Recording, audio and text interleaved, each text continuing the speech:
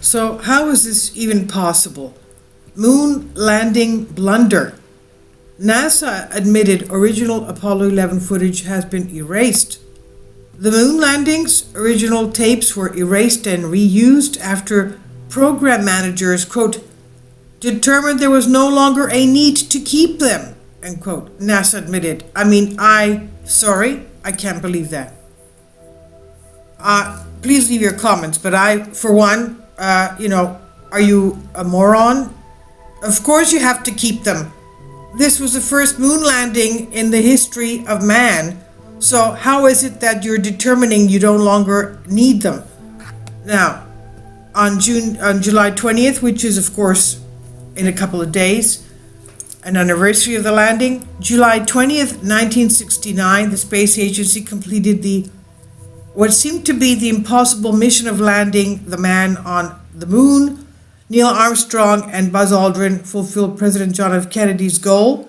They brought an end to the space race when they touched down at Tranquility Base.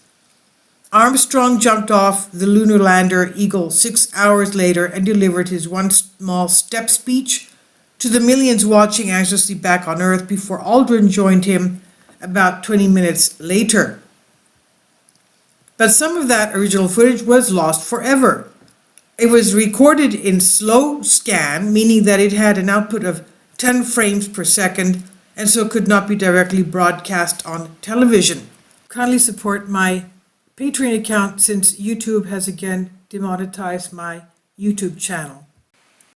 The daily posts are 5 videos daily and they are totally different from what I have on my YouTube channel.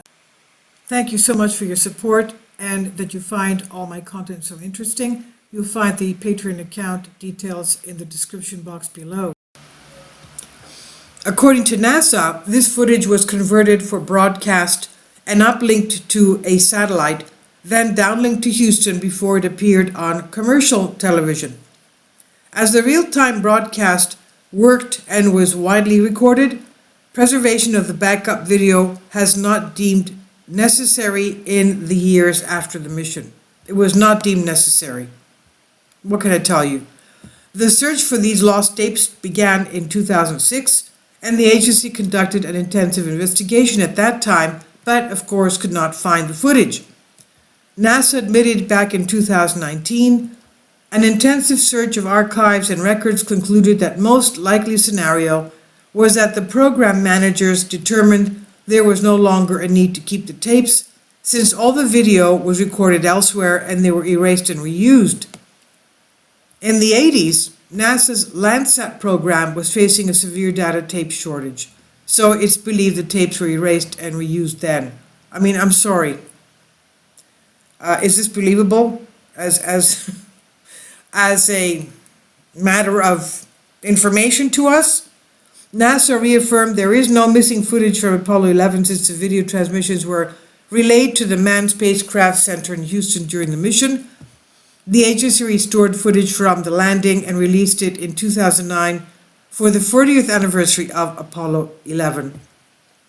NASA engineer Dick Nafzger said there was no video that came down slow scan that was not converted live, fed live to Houston, and fed live to the world. So just in case anyone thinks there's a video out there that has not been seen, that is not the case. NASA has not lost any of the Apollo footage, only the original tapes with that footage. Again, I can't believe this. The original tapes lost. It's not the first time incredible footage has been uncovered from that event, though. Released in 2019, Apollo 11 produced by Todd Douglas Miller, took the event, which centered around grainy footage, and revolutionized it to Hollywood cinematic heights. The 90-minute time capsule is made up of previously unseen archive footage from the Apollo program, and it's all thanks to Steven Slater, the archivist who sifted through years of newly available 70mm images. Miller said back in 2019, "That's how it really started. Could we tell this story of Apollo 11 using only archive materials?"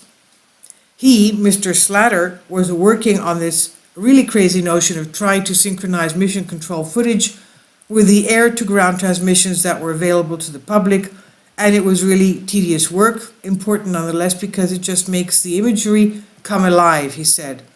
If there was ever going to be a medal for synchronization of archive work, Stephen Slatter should get it. This is by Callum Hoare on Express UK. Please leave your comments and thank you for your support.